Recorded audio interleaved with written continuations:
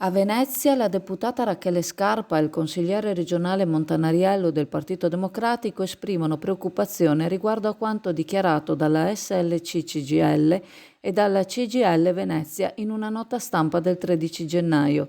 La denuncia riguarda una presunta intromissione di Poste Italiane nelle adesioni sindacali dei dipendenti che sono stati invitati a un'assemblea per spiegare la loro disdetta a una specifica sigla sindacale durante l'orario di lavoro e senza permessi aziendali.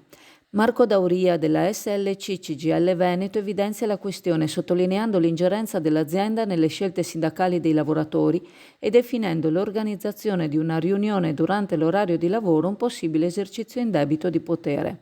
La segreteria della Camera del Lavoro Metropolitana Venezia denuncia la vicenda in una nota del 15 gennaio, ribadendo l'importanza di Poste Italiane come parte essenziale del territorio ed esprimendo preoccupazione per la possibile privatizzazione dell'azienda e i tentativi di negare la libertà sindacale.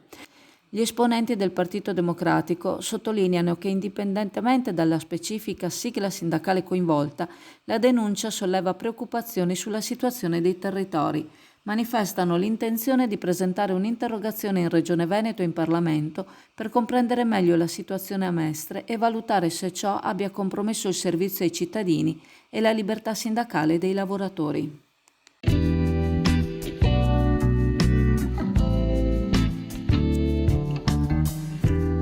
Da Store 23 Intimo e Corredo fino al 5 gennaio trovi la Fiera del Bianco.